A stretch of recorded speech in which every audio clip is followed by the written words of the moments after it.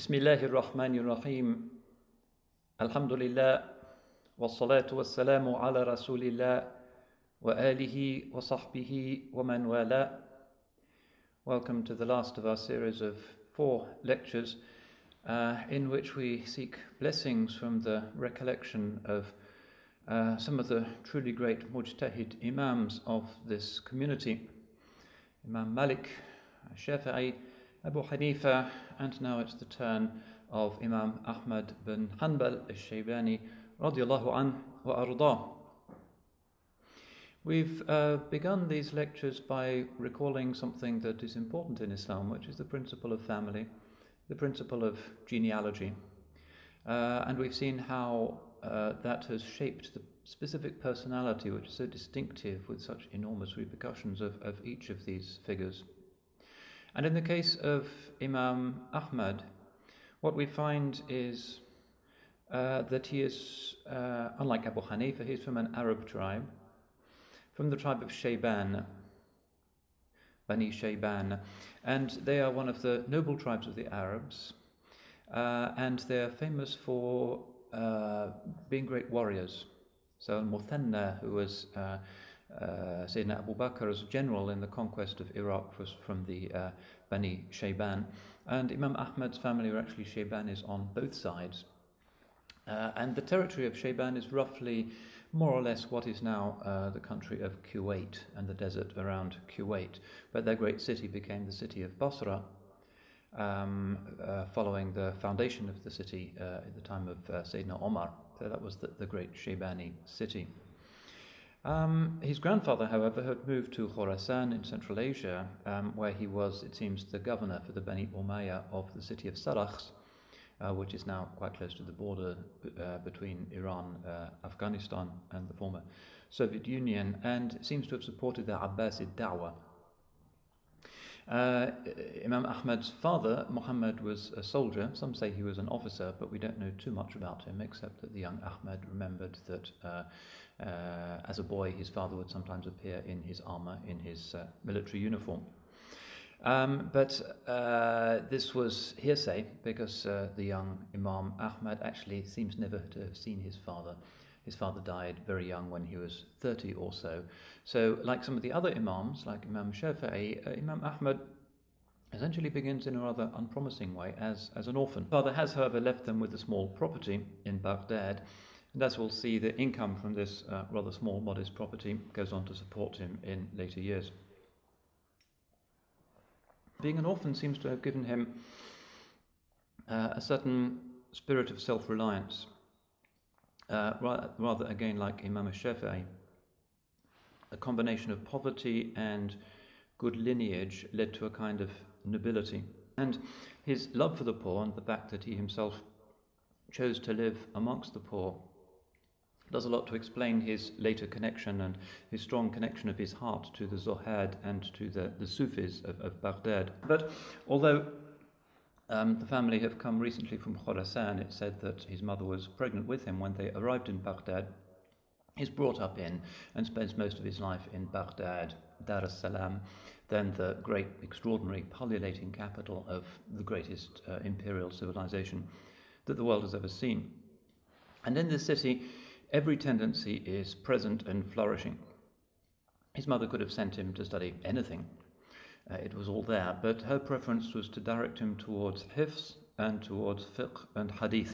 It seems that in his early teenage years he spends time in the royal scriptorium. The Abbasids have this truly gigantic city within a city palace, and at the entrance to the palace there is a place where the scribes would sit, a kind of diwan. And often one of his tasks, as he earned a little money here, would be to function as a public scribe. And one of the things he recalled doing was to read soldiers' letters to their wives. The wives often couldn't read, so they would take the letter to this place where people would read them out to them.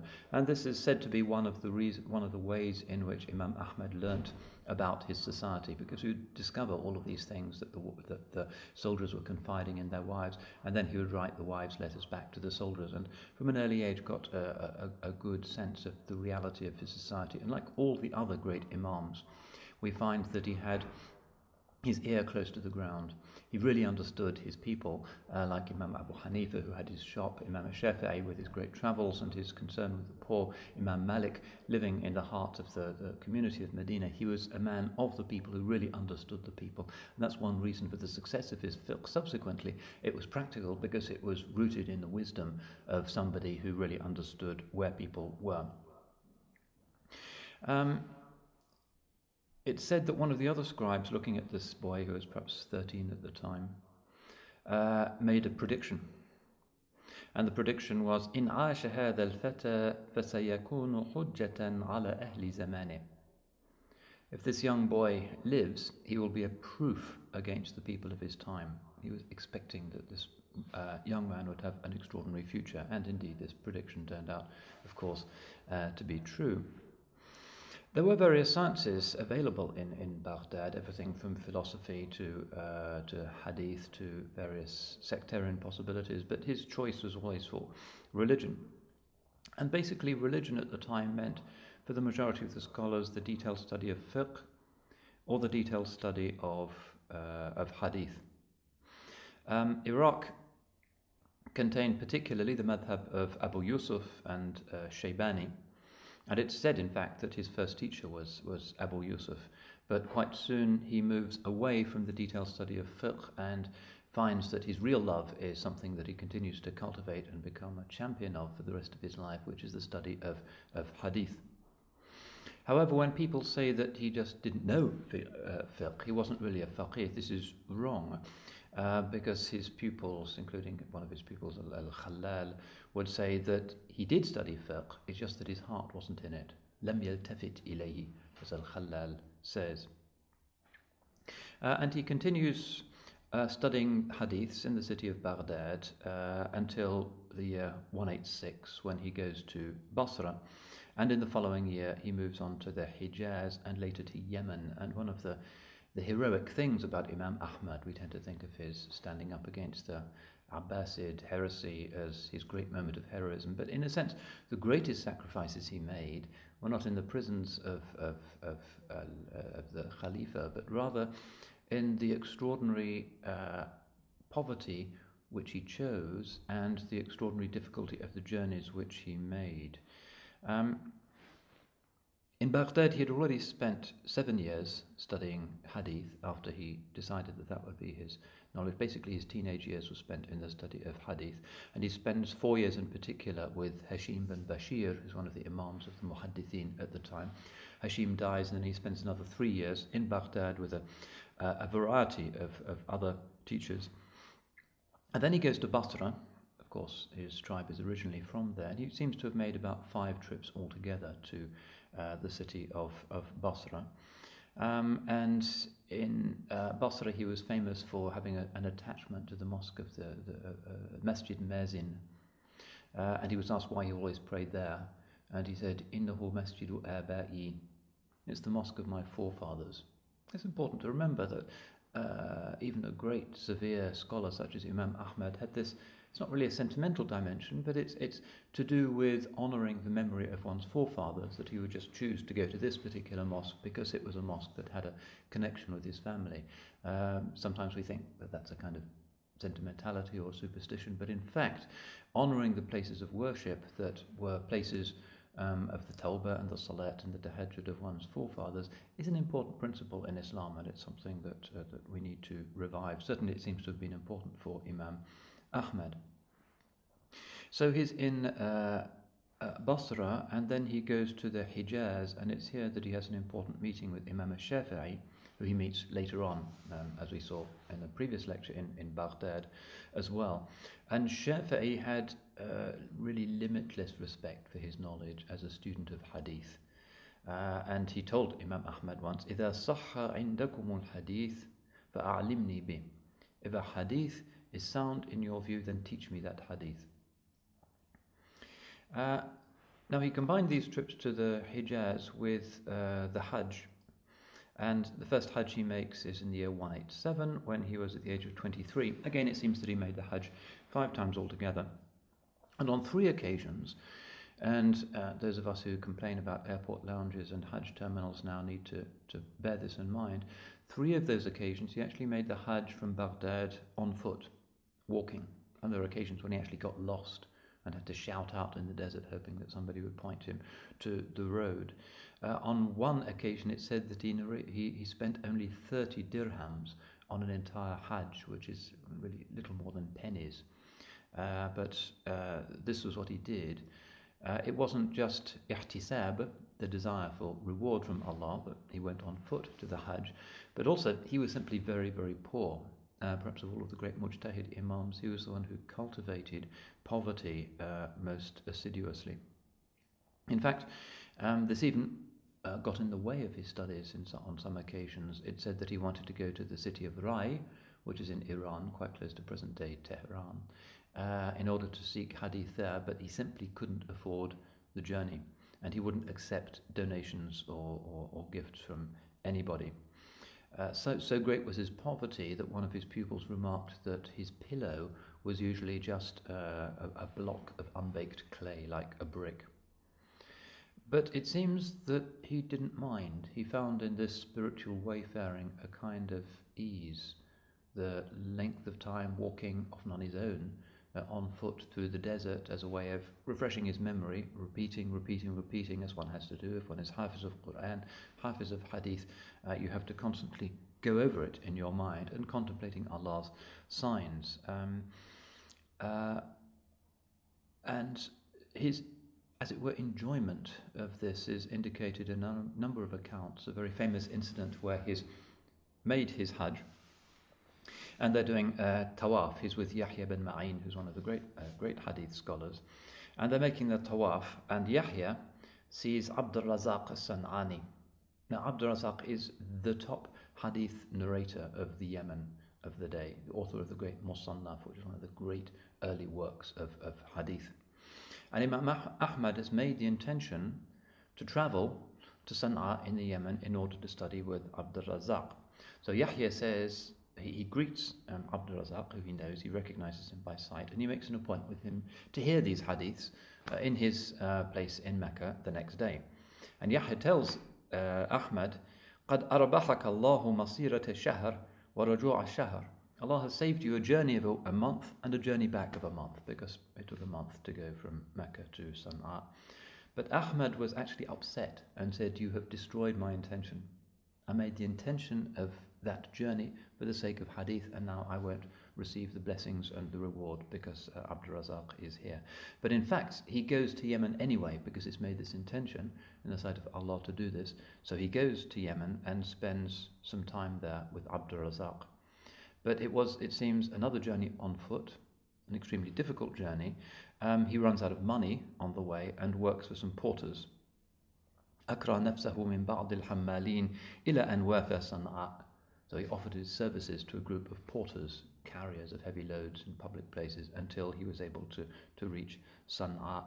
And even though there were others travelling with him who saw that he was a deserving scholar of knowledge and he was already well known, he refused to accept any offer of financial help from them. When he reaches Abdul-Razaq's house in Sana'a, Abdul-Razaq also sees his need and tries to help him with some money. And he says, Ya Aba Abdullah, khudh hadha shay'a fantafi' bih. O Abu Abdullah, take this little thing and benefit from it. فَإِنَّ أَرْضَنَا لَيْسَتْ بِأَرْضِ مَتْجَرْ وَلَا مَكْسَبْ. Because this land of ours is not a place of trading, nor is it a place where it's easy to earn a living. وَمَدَّ إِلَيْهِ بِالدَّنَانِيرِ. And he offered him some coins. فَقَالَ أَحْمَدْ أَنَا بِخَيْرٍ. And Ahmad said, I'm fine. And he stays in extreme poverty in Sana'a, in the Yemen, for 2 years, hearing the hadiths of Abdul-Razaq, which are great isnads from Az-Zuhri and Ibn al-Musayyib, which are simply not available in Baghdad. He hears these isnads for the first time. And so we have this image of him as an earnest student, usually hungry, sometimes barefoot, travelling, but travelling with his books, because one of the characteristic features of the scholarship, the hadith scholarship of Imam Ahmad, is that he likes everything to be written. And when he teaches from books. He was once asked why he continued to write hadiths even once he'd become a great Imam. He continued to write things down, and he said, Ma'al mahbara ila al-maqbara. I'm with my inkwell until I reach my grave. And he was indeed, because he comes fairly late in the sequence of the four Imams, living in the Asr al-Tadween, the age in which hadiths are being written down. Although he had memorized his hadiths, he would only teach when he had a text in front of him. Even if he knew something and didn't have the book, he would not just tell that person the hadith, he would write it down and then read from that text. This was his way of making sure that his scholarship was rigorous and that he could check things later. He did have this focus on hadith, but also a focus on fiqh and qiyas, and if he'd only been a muhaddith, of course, there wouldn't really have been a madhab that bears his name, because a madhab is about fiqh, it's about fatwa, it's about judgment, it's not just a collection of hadiths. He knew the fiqh, and he knew qiyas, and he knew the positions of different schools, and because of his travels he met with a wide range of different people, and there's something about his madhab that has a flexibility based on his knowledge of ordinary people and their difference. He spoke Farsi, for instance. When people from his family came from Mar in Khorasan, they would stay at his house and he would speak to them in Farsi. But essentially what he's doing is learning these hadiths, and he learns, it seems, hundreds of thousands of them, with the matan, the text of the hadith, and the isnad as well. And he recognizes that he'd missed a few, but really only a few. He didn't quite make learning hadith from Malik because he died too soon. He wasn't able to study with Ibn al-Mubarak, but otherwise he's studying with the great oceans of hadith knowledge in his time. When he reaches the age of 40, then he allows himself to sit to teach. Jalasa lit-tahdith. Why so late? 40 is already a fairly advanced age at that time, and he knew so many hadith before then. It seems that he was, because of his respect for the science of hadith and his fear of making his mistake, he was interpreting the Quranic ayah, which says, "Hatta idha balagha ashuddahu wa balagha arba'ina sana." When he reaches his prime and reaches 40 years, he interpreted that, some of the jurists do, as meaning that full maturity of the mind comes at the age of 40 and not before. However, Shafi'i had taught at an earlier age, Imam Malik had taught at an earlier age. It seems that the reason why he waited was partly out of respect for his teachers who are still alive. He was too modest or too shy to teach in their presence and in their city. It may also be, and some of the ulama have suggested this, that it has something to do with his desire to follow the sunnah in all things, that the Holy Prophet ﷺ began his ministry, his preaching, his risala at the age of 40, and he thought that this was an appropriate age in which one should begin to pass on the prophetic legacy. Certainly by this age, at the age of 40, he was already really famous, and it's said that the first time he sat in the mosque to give hadiths, which was a kind of historic moment really, vast crowds came. We don't know how many attended the first lecture, but generally it's reported that around 5,000 people would come to hear him recite hadiths in the great mosque of Baghdad. He had a lot of pupils. Of them, about 500 were really serious hadith students taking notes, but that's still a very considerable number. There would have to be people in the crowd who would repeat what he would say. This is the age before microphones and amplifiers, so there would be a mu'ayyid, somebody who hears what's being said and repeats it so that people further back in the crowd can hear. And because of this large number, that helps his fiqh and his hadith to spread rapidly. So he's really a celebrity, thousands are attending, it's really the biggest thing that's happening in Baghdad at the time. Some people have come, and this is something that is not sufficiently associated with the blessed memory of Imam Ahmad. They would come not for hadith, even though that was what he was teaching, but they came for the spiritual atmosphere, for the ambience of his majlis. So Ibn al-Jawzi, who's one of his biographers and a member of his madhab, reports that one of the people who came to his classes would say this: اختلفت إلى أبي عبد الله أحمد بن حنبل. I went to the classes of Ahmad bin Hanbal 12 سنة, for 12 years. وهو يقرأ المسند على أولاده, while he was reading his musnad to his children, basically his spiritual pupils, his disciples. فما كتبت منه حديثا واحدا, but I didn't write down a single hadith. وإنما كنت أميل إلى هديه وأخلاقه وآدابه. I went because of my inclination to the guidance he was giving and his akhlaq and his adab. So it was an academic session. Narrating hadith is a rigorous scholarly pursuit, but people would go because of the adab of the session, because of the akhlaq that he showed with his students and the akhlaq that his better students would share with him. It was in itself a kind of majlis of spirituality and not just a majlis of knowledge. This was his public lecturing. We know that he would teach also his very best students in his house. But generally his big public profile in Baghdad is these public lectures attended by thousands of people, which would happen every day after Asr prayers. And the sessions, his majalis, were famous for being very peaceful and very serious. He was a solemn person, absolutely earnest in his determination to dedicate his life to serving the prophetic legacy. So it said that never in any of his classes did he tell a joke or say anything humorous. This was because he considered his majlis, his class, to be a form of worship, and one should not be light-hearted during ibadah, during worship. One of his pupils recalled, لم أرى الفقير في مجلس أعز منه في مجلس أبي عبد الله. I've never seen a more precious or magnificent session or class than the majlis of Ahmad.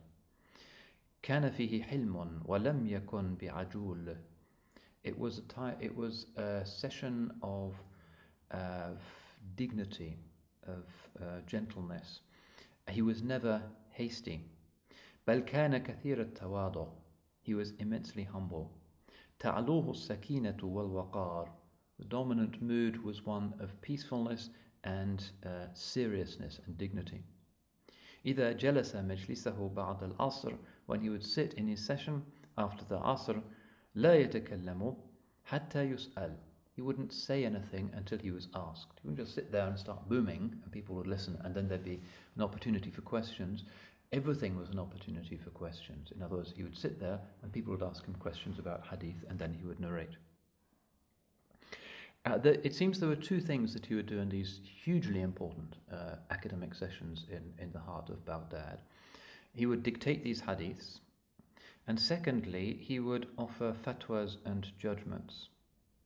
Now, whereas people writing down hadiths, and as we've said, he emphasized the importance of writing hadiths, and he had the text in front of him, he would not allow anybody to write down these fatwas and judgments.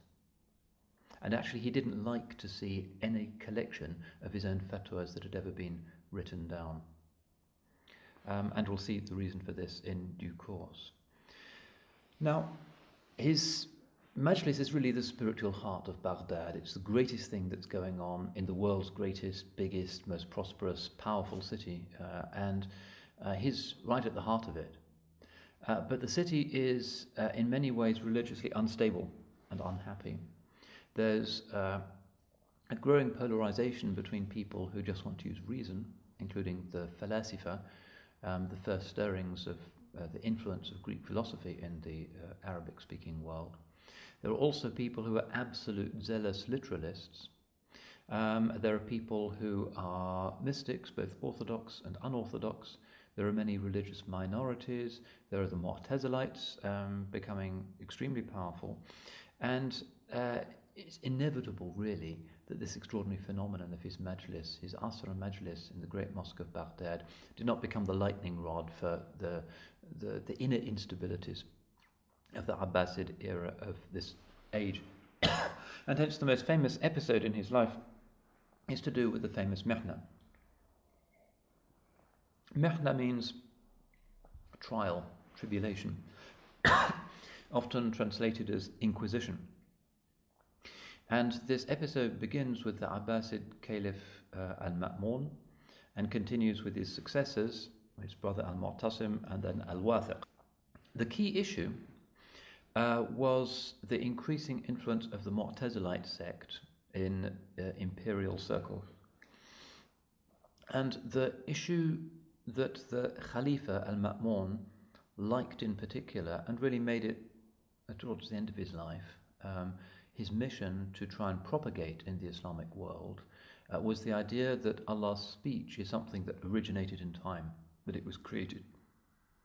This is an idea that had been floating around since the time of somebody called Ja'ad bin Dirham in the Umayyad period, also somebody, rather mysterious person called Jahm bin Safwan, seems to have proposed the same idea, that there was a time when Allah did not know what his book would be, and then he kind of brought his book into being, ihdath. He created or wrote the book, and before that it just didn't exist.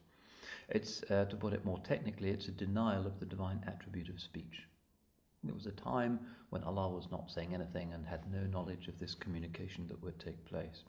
And the Mu'tazilites generally denied that speech is an attribute of the divine. So when Allah says, كَلَّمَ اللَّهُ مُوسَى تَكْلِيمًا, Allah spoke to Moses, for the Mu'tazilites, for most of the Mu'tazilites, it's not really possible that a transcendent, impersonal deity could speak. That's a quality of human beings. So what it means is that God created in the burning bush, the Ulayqa, the capacity to speak. So they reinterpreted these Quranic verses in order to get out of the belief that they didn't like, which is that Allah has a quality of speech. Now you might think that's an eccentric idea that's unlikely to have much traction. Obviously, revelation is God's speech, and God has always had this quality. But the Mu'tazilites are gaining in strength and infiltrating the circles of power. They're in the caliphal entourage, and the Caliph al-Ma'mun seems to have been very attached to them. One of the great Mu'tazilites, Abdal-Hakim al-Fulti, it said that the Khalifa would almost stand for him when he came in, which is not what a Khalifa is supposed to be, but he seems to have this thing in his soul that he really venerates the Mu'tazilites as these great rationalist scholars. And he'd also been, earlier in his career, a student of somebody called Abu Hudayl al-Allaf, who was one of the major early Mu'tazilites, from whom he'd learnt information about the various sects that were appearing in his empire.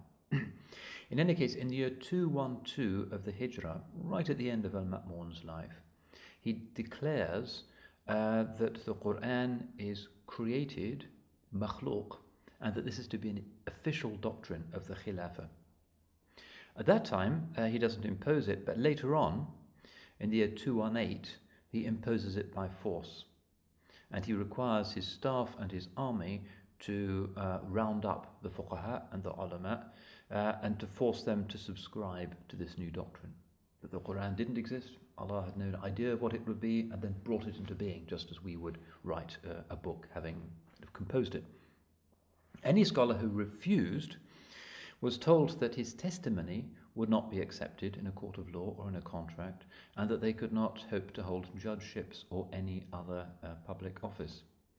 And a long list, a kind of inquisitorial register of everybody's views, was sent to al-Ma'mun, who then ordered that dissidents, people who wouldn't sign up to this new doctrine, would be arrested and even threatened with execution.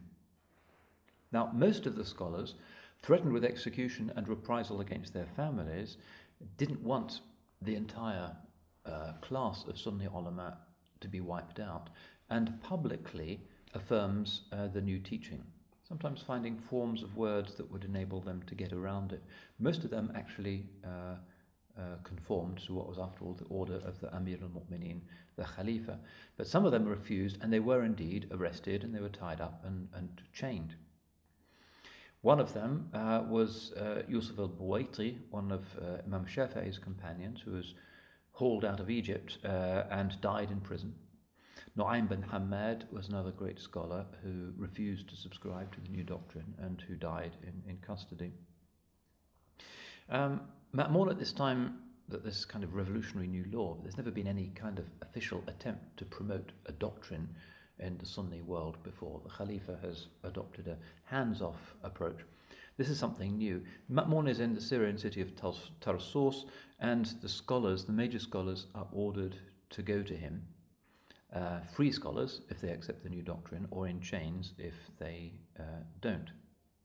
But the angel of death gets to Al-Ma'mun first. And some of the scholars breathe a sigh of relief and think this craziness is now over. We've never had this kind of official imposition of a theology before. And this is the wrong theology. This is a kind of rich man's or a caliph's fantasy. It doesn't make sense. But before he dies, Al-Ma'mun extracts a pledge from his brother Al-Mu'tasim that when he becomes caliph, he is going to maintain this policy. خُذْ بِسِيرَةِ أَخِيكَ فِي خَلْقِ الْقُرْآنِ. One of his last words to him are, follow your brother's policy in maintaining the idea that the Qur'an is created. Now, the, as it were, evil genius, the kind of Rasputin behind all of this, is a Mu'tazili theologian called Ahmad ibn Abi Du'ad, who it seems has persuaded the Khalifa that not just should he send out letters saying this is the correct doctrine, but that he should actually punish and torture people who don't subscribe to it. He's a serious hardline Mu'tazili. The worry that they have when you try to understand why anybody should think in these terms is what is termed in our theology as ta'addud al-qudama. That is to say that there cannot be a multiplicity of uncreated entities, because Allah subhanahu wa ta'ala is one, and there can't be a kind of cluster of entities existing beside him, including the Qur'an, from before the creation of the world. Everything is created other than Allah. For the Mu'tazilites, things are either khaliq or makhluq, the creator, and that's only Allah, or makhluq, creatures. And since Allah is not the creator, it must be created. This was the way they are thinking. Of course, from the Sunni perspective, the idea that you can anthropomorphize Allah and say that he kind of composed the Qur'an, that there was a time when it just wasn't there, is an aberration. You can have a completely simple and indivisible unitary deity, Allahu Ahad, but still acknowledge that within the unity, the indivisibility of that deity, you have a knowledge of all of the different things that will exist in the future. This is not the God of Plato, who doesn't know anything really, but just emanate into the world. This is the God of the Qur'an, who is all-knowing and all-powerful, and for whom even time is not real. He's not subject to time. For him, the future, like the past, is an open book. So for the Sunni perspective, this idea that Allah didn't know what the Qur'an would be, and he was completely simple and didn't have all of this foreknowledge of things like the Qur'an, is just an absurdity. But in any case, Ibn Abi Du'ad, this evil genius in the palace, has an influence now over the new Khalifa, Al-Mu'tasim. Mu'tasim is a kind of simple guy. He likes his pleasures, he's a soldier, and he just allows this religious policy to be in the hands of Ibn Abi Du'ad. When Ma'mun dies, Imam Ahmad, who's been taken off to Tarsus to explain himself to the Khalifa, sent back to Baghdad and thrown into prison until the new Khalifa takes a decision. He's asked to repent again, and he refuses, and then he's flogged repeatedly. It said daily whippings for 18 months of the Imam in prison.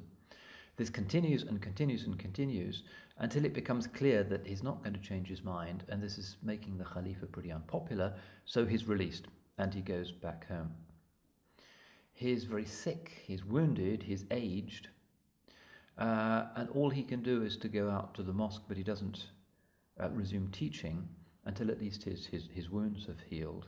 And then, scarred, finding it difficult to walk, he finally, another great moment, having kind of faced down the Khalifa himself, sits down in his masjid and resumes his teaching once again.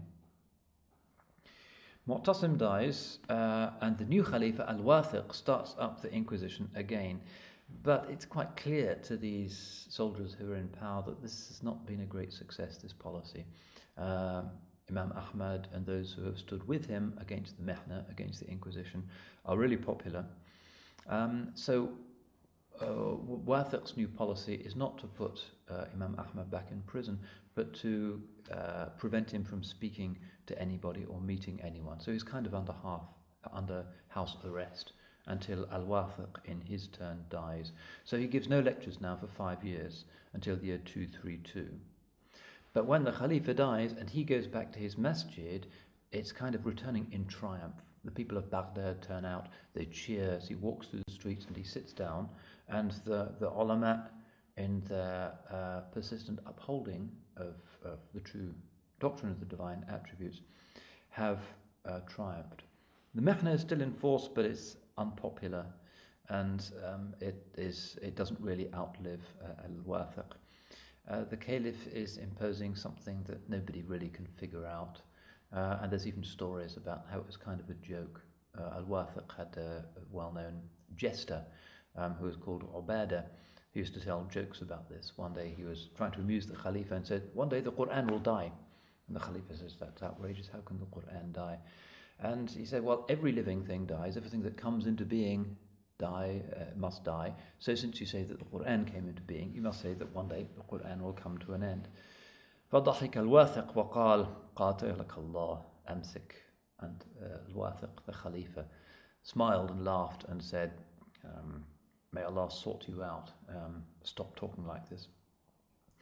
And towards the end of his life, Al-Wathiq does stop the punishments. And there's at least one well-known story about how he finally realizes that this is not going to work, and a story about how Ibn Abi Du'ad is being reproached in the palace by one of the famous Sufis of Baghdad.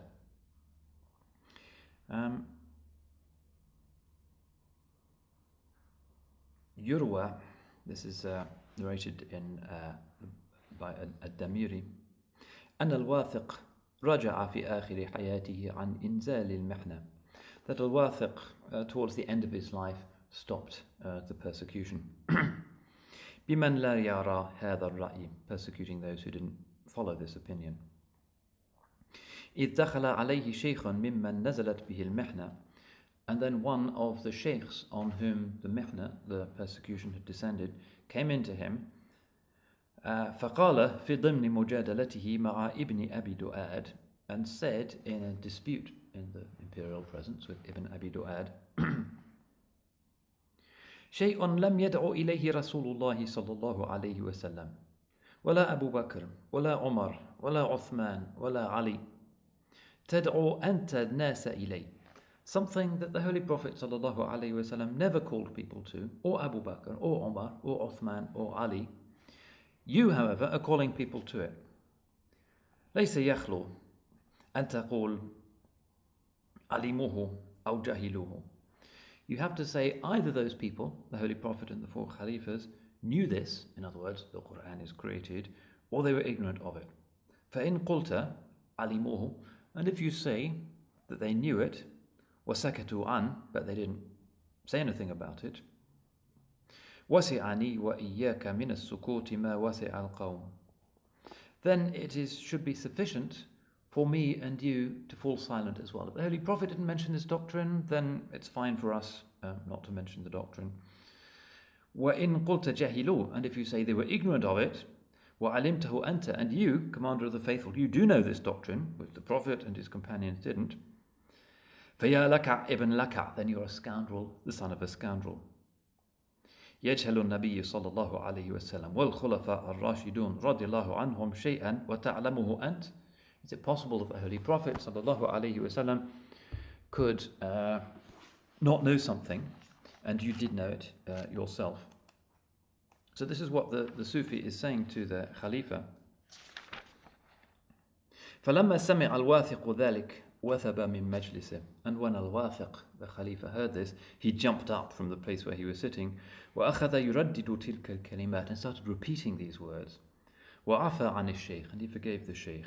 ورجع عما كان يفعل, and he repudiated, renounced, recanted what he used to do. This is one traditional account of how it is that the Abbasid Khilafah finally fell out of love with the doctrine of the createdness of the Quran.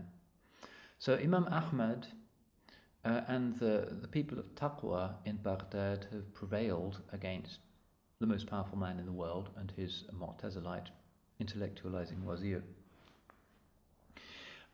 Let's look now a little bit more at Imam Ahmad's lifestyle and his personal charisma, because this helps in understanding his fiqh, and it's also something very beautiful and moving in its own right. We've seen how he used to travel on foot, sometimes getting lost in the desert, sometimes having to work his way because he refused to accept a subsidy from anyone.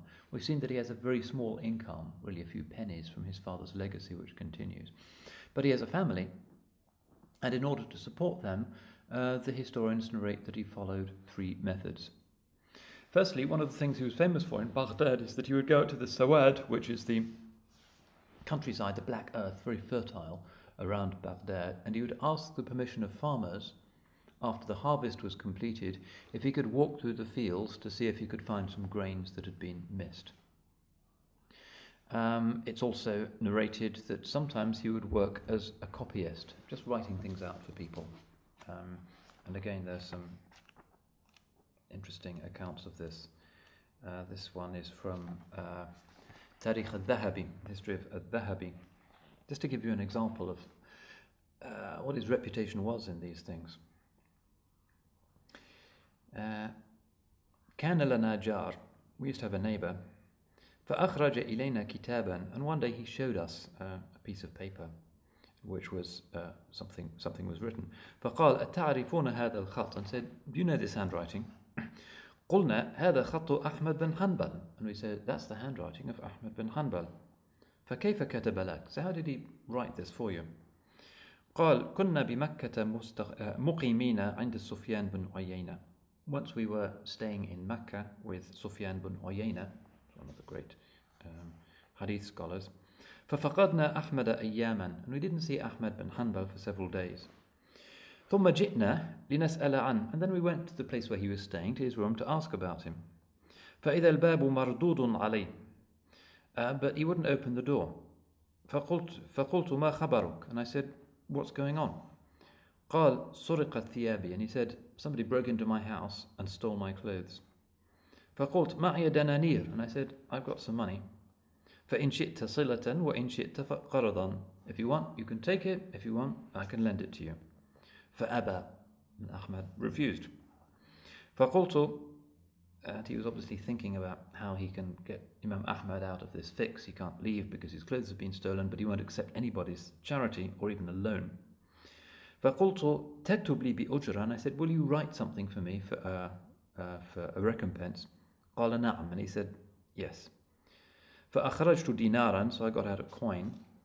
فقال لي اشتري لي ثوبا واقطعه نصفين يعني إزارا ورداء, and he said, buy me a simple tunic and cut it into 2 so I can have a rida and an izar, an upper and a lower garment. وجئني بورق, and bring me some paper. ففعلت وجئت بورق فكتب لي هذا, and I brought him some paper and he wrote this thing out for me. وكان ينسج أحيانا, and this is another thing that Imam Ahmad used to do. So these 3 things. Firstly, he would glean in the fields. Secondly, he worked as a copyist. Sometimes he worked as a weaver. كان ينسج أحيانا ويبيع ما ينسج. He used to weave, and he would sell the things that he wove. Whether it was weaving as such or some kind of basic embroidery or just sewing things for people is not quite clear. But there's a story of Ishaq bin Rahaway, who also has a great musnad, another great hadith scholar, who was quite close to him, who'd gone to Sana'a also to study with Abdul-Razak al-San'ani, and stayed in the room above Imam Ahmad. And he used to report that Imam Ahmad used to earn a living by embroidering caps. People would bring their caps to him and he would embroider nice patterns in them and earn a few pennies. He did this because, unlike some of the other scholars, he refused ever to accept a gift, and particularly a gift from the caliphs or the governors. Even though this was zakat, and in principle it was fine for the scholars in order to support sacred knowledge to take the money of the Muslims in this way. And he would also quite strongly disapprove of his students or colleagues doing so. Imam al-Shafi'i knows about Imam Ahmad's refusal to take any official salary. Imam al-Shafi'i has come to Baghdad and he's in Ahmad's circle. He's teaching Imam Ahmad, and he learns that the Imam wants to travel to Yemen in order to learn some more hadiths despite his poverty. And Shafi'i had been asked by the Khalifa al-Amin to choose a judge for Yemen, so he proposes Imam Ahmad. But Imam Ahmad says to his teacher, Ya Aba Abdillah, in sami'tu minka hadha thaniyatan lam tarani indak. He's speaking to Shafi'i, he's speaking to his teacher.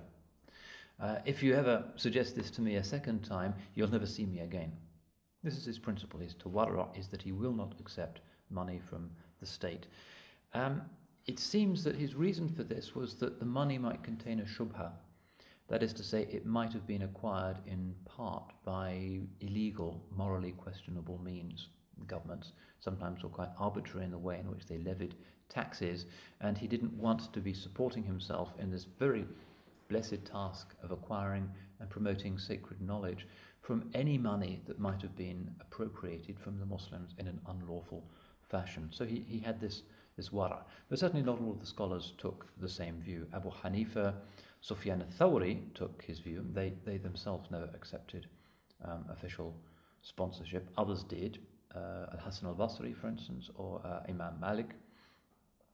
Their view was that the scholars of the Ummah really like the army, and taxes exist in order to support them. Perfectly legitimate use of the treasury.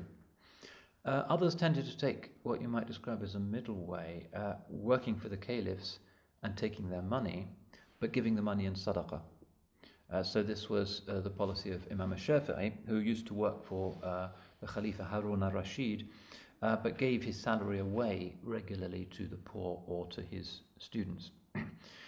Quite often this is the policy of the ulama, that they will accept an official post in order to help people in that post, and they will take the money, but they will not take it for themselves, but will give it to the needy. Imam Ahmad takes this more severe, restrictive view, but it also seems that he doesn't regard it as haram to take money from the state. It's his own personal scrupulousness that he doesn't want to support himself on money that might have been unethically acquired, but he doesn't consider this to be a fiqh position. So we find this great Imam, with his extraordinary triumph, the most popular man in Baghdad, having been tortured for more than a year and then silenced for much longer and disgraced by the Khalifa, really carried in triumph to the mosque, having prevailed, but always living this extremely austere life of zuhud, of renunciation. And as we've seen, well, that's how he was brought up anyway. His mother was poor. But he also had a great love of the Sufis, and Baghdad is a great centre for tasawwuf in his time. And even more, I think, than the other four Imams, Imam Ahmad is keen to associate with the great Sufis of his time. He had a particular love for somebody who was perhaps the most famous Sufi of Baghdad of the time, Ma'ruf al-Karhi, who he called one of the Abdal, one of the great saints named in the Hadith, whose prayers are answered. He said the prayers of this Sufi are always answered. Somebody complained once and said, you're spending a lot of time with Ma'ruf and you're venerating him and his memory, but he's not a scholar. And Ahmad said, nonsense. Is true knowledge anything other than what Ma'ruf has achieved? It's important to remember this. Sometimes we think of Ahmad and the Hanbalis as being kind of like the Zahiris. They're just interested in external things and there's no batin, there's no inward wisdom. But look at how he says that this man, Ma'ruf al-Karhi, a simple Sufi who is busy converting Zoroastrians, but he's basically a man of wa'az and irshad and hadi and zuhd and taqashuf, that he said that is real knowledge. That is Islam in action. That is not just some kind of academic transmission. That is the reality of Islam. Very interesting response. He also respected the Sufis because of the virtue of murabata. Some of the scholars in Baghdad just lived in sometimes considerable comfort, accepting judgeships, having quite substantial retinues, and never getting involved in the difficult stuff, such as fighting the jihad on the frontiers against the Byzantines, who are not so far away.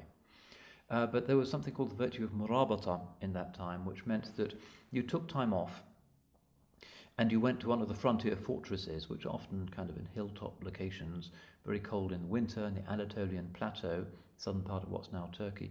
Very difficult thing to do. And in those ribat castles, there would be obviously military training, but there would be a lot of dhikr and a lot of scholarship, a lot of transmission of hadith, a lot of memorization. But it was a difficult thing. But Imam Ahmad respected the Sufis because of their particular connection to this. And somebody who perhaps he loved more than anybody else who was alive in his day was Bishr al-Hafi, known as Bishr the Barefoot, who was in turn the teacher of Sari al-Saqati and was well known as an exoteric scholar. He was a Hanafi. Some say that he followed the school of al-Thawri, but probably he was a Hanafi in his fiqh, but a great hadith scholar because of the close connection that existed in this period, both in Baghdad and Central Asia, between the Sufis and the Ahl al-Hadith. So they're almost the same category of people. Bishr al-Hafi is a good example of this.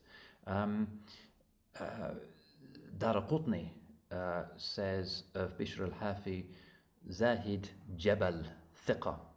He's a Zahid, he's not interested in things of this dunya, but he's a mountain of scholarship, and he's Thiqa. He's an absolutely reliable hadith narrator, and Imam Ahmad loved him as a hadith narrator. But Bishr al-Hafi was also famous for murabata.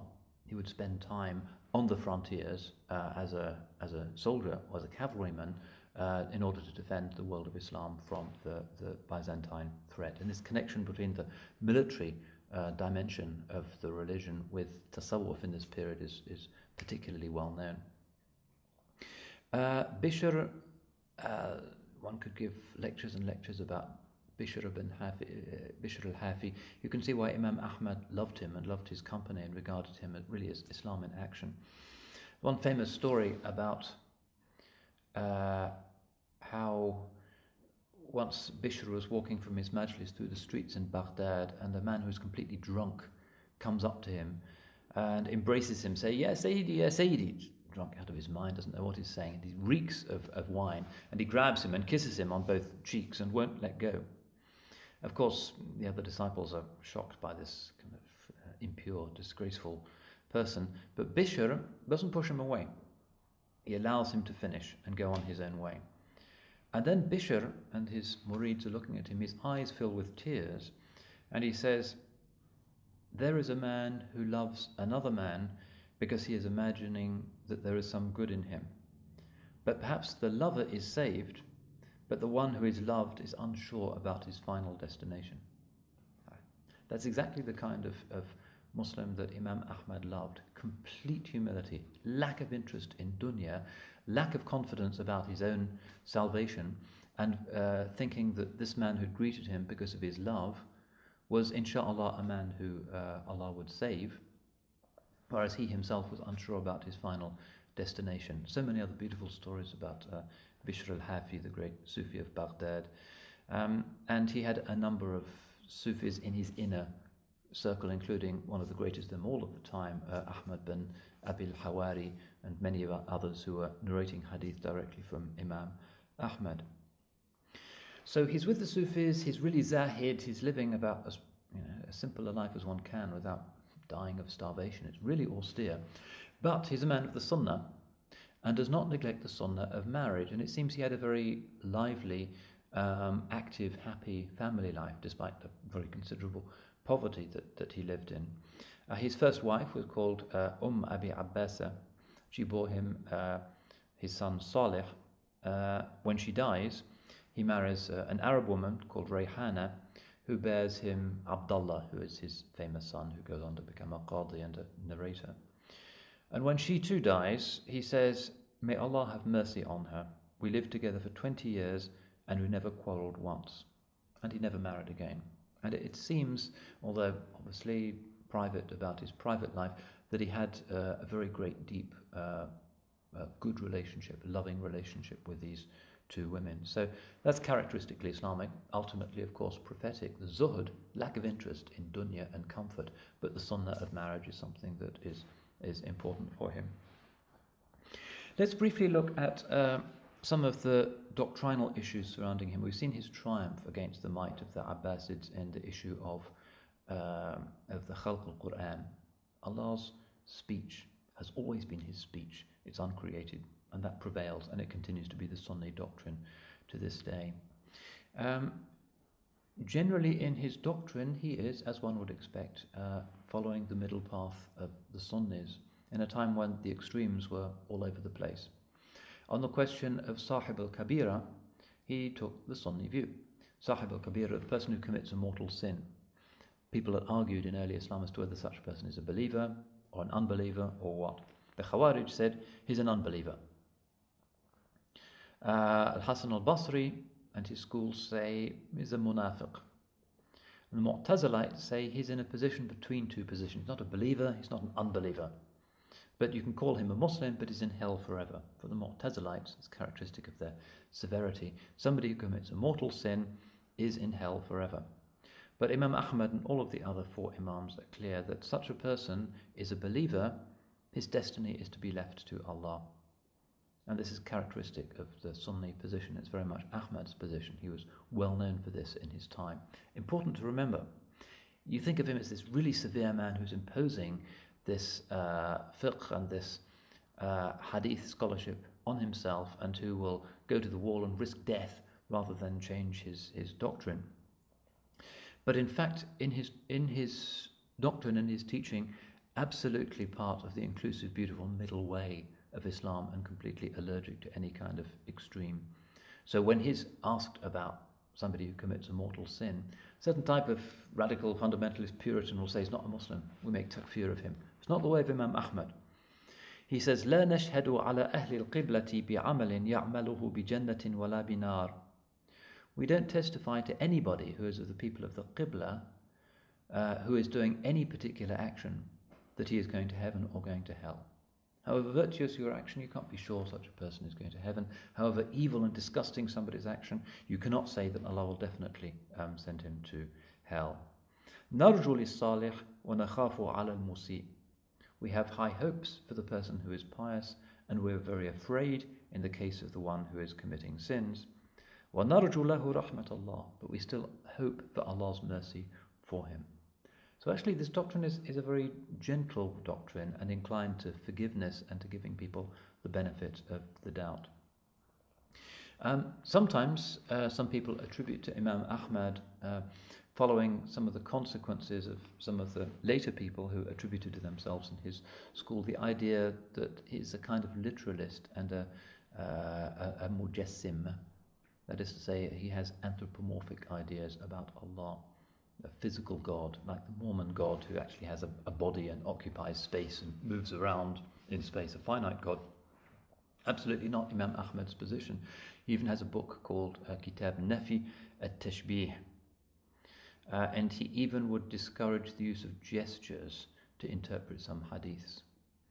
So the hadith that says that the heart of the slave of Allah is between two of Allah's fingers, he would dislike it very much if somebody lifted up his fingers and moved them around in order to illustrate that hadith, because it suggests that Allah subhanahu wa ta'ala can be somehow physically likened to human beings, that he has a form. This was absolutely alien to his doctrine. Let's move now and survey his fiqh. Now I've indicated that his great love was hadith and not fiqh, and that he seems to have turned away from the circles of the fuqaha in his teenage years towards the circles of the muhaddithin. But he does, as we've indicated, in his majalis give fatwas as well as hadiths. But sometimes you couldn't tell the difference.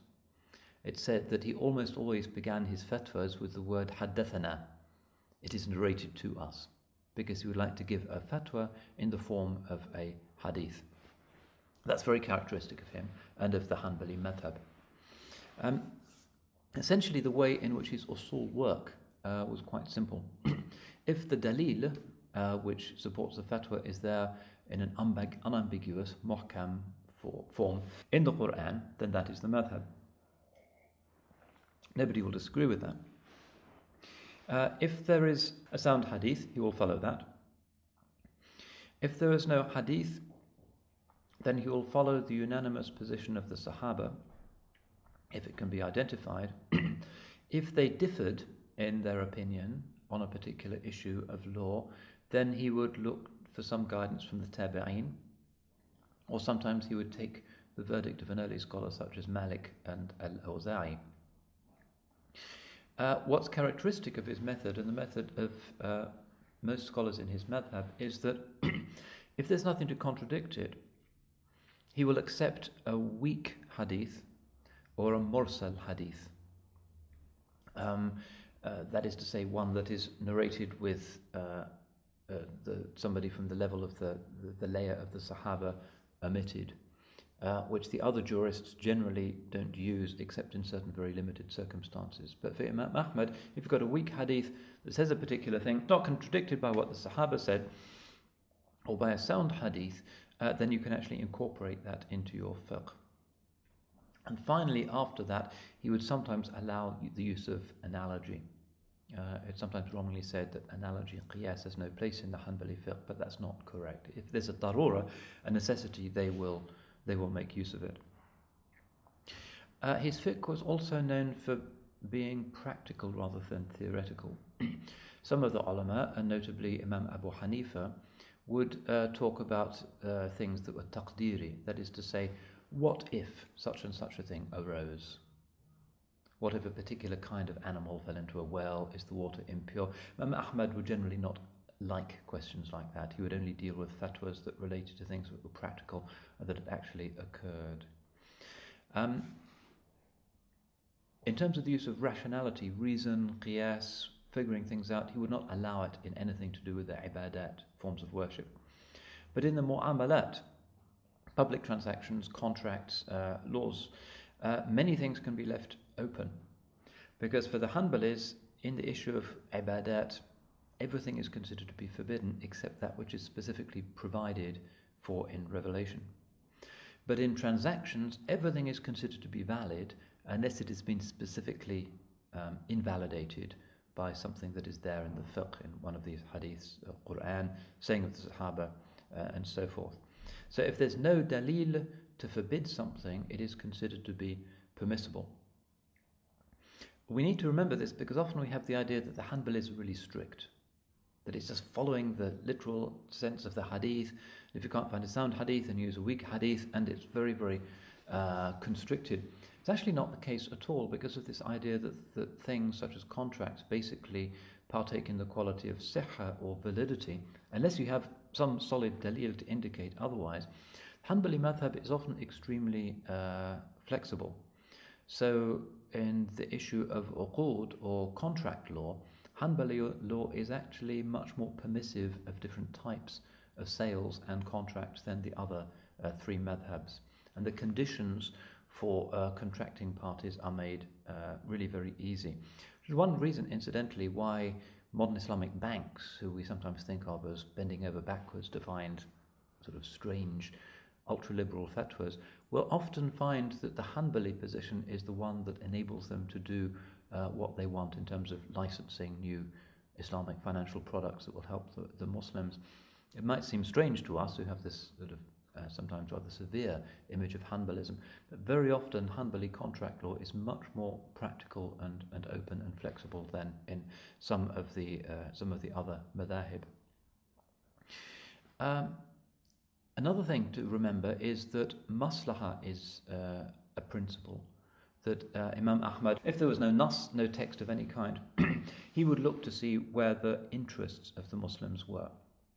And this can be important, rather like Imam Malik, although maslaha is less important a principle for the Hanbalis than it is for Imam Malik. The Malikis would sometimes engage in takhsis al-nusus. If the literal application of a Quranic text or a hadith would lead to something that to the jurist seemed to go against the public interest, the Malikis would often determine ways in which those dalils referred to situations other than the situation that the jurist was looking at.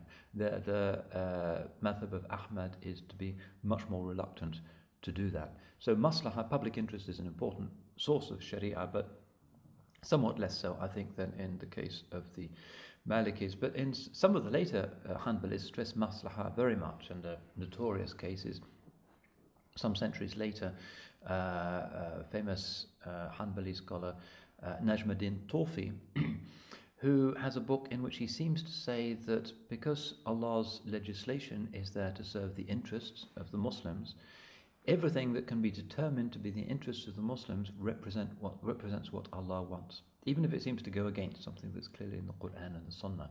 Well, that's an aberrant view, that's shadh, but it nonetheless comes out of, in a rather extreme way, the Hanbali emphasis on practicality. But the emphasis on hadith is evident, and the great sort of dynamo of that, and that which gives Imam Ahmad his extraordinary capacity to endure hardship, and the amazing dynamism and his determination to memorize, to know so much, to teach so much for no earthly reward, is the principle of love. The principle of love for the Mustafa sallallahu alaihi wasallam. He was known to have an intense love for the Holy Prophet sallallahu alaihi wasallam. His way of getting close to him was through the hadith. So he used to love the city of Medina and would spend time there on his way from Baghdad. And his son Abdullah narrates that Imam Ahmad used to keep a hair of the Holy Prophet, which he would sometimes put in water, and then he would drink the water. There was in Medina at the time a qas'a, which is a bowl, which had belonged to the Holy Prophet sallallahu alaihi wasallam. And when he was in Medina, Imam Ahmad would make sure that he would drink from this bowl. So there's a tremendous personal devotion to the Holy Prophet, which is narrated by the Hanbali biographers and historians. All of this is enshrined in the greatest of the many books that he wrote, which is one of the great books of Islam, which is his Musnad, a truly enormous work, 13 volumes in the new Thesaurus Islamicus version of the Musnad, which is the first time it's been printed properly. Alhamdulillah, it's good that Western scholars as well as Azharis have worked to create the first ever really accurate version of the Musnad of Imam Ahmad, the new issue, and we've had the privilege of engaging with it with the Sunnah project here in Cambridge. The new edition of the Musnad contains 250 more hadiths than those which exist in the older Middle Eastern edition, simply because the scholars went back to the first manuscript and found hadiths which simply had never been incorporated before, but a magnificent work. A Musnad, for those of you who don't know what a Musnad is a hadith collection, but one which is not arranged like most of the other works by subject, but is arranged according to the name of the companion who transmitted the hadith. So there's the Musnad Aisha, the Musnad Abu Huraira, the Musnad Ibn Abbas, and so forth, which is, for those of us who are not hadith experts, makes it rather a difficult text to use. If you don't have an index, or you don't have it on the CD-ROM, it's not obvious where you find a hadith on wudu in the Musnad of Ahmad, but for the scholars it's a very useful way of sorting out the hadith. And it's an enormous work, and really you could say that it is his greatest gift to the Ummah, this extraordinary monument, which, although it looks like a kind of directory of hadiths, in fact is simply a testimony to the love that the Imam had, which drove his entire long life, alhamdulillah, of the chosen one, sallallahu alaihi wasallam, that enabled him to rise to such terrifying challenges and to remain as a kind of perfumed memory in the hearts of everybody in the Ummah of Sayyidina Muhammad sallallahu alaihi wasallam. So we ask Allah subhanahu wa ta'ala to give us this thing which was his gift to Imam Ahmad, which is love of the chosen one sallallahu alaihi wasallam, to give us the blessing of a strong memory so that we may have the words of the chosen one in our hearts, to give us something of the Imam's lack of interest in the finery of this world, so that we find our pleasure in scholarship, in worship, in relationships, in family, and not in stuff and in matter.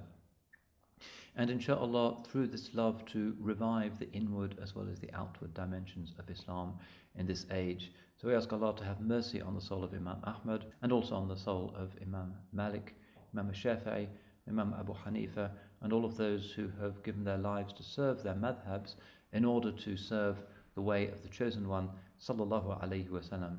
Barakallahu fikum, wal afwa minkum, wassalamu alaikum wa rahmatullah wa barakatuh.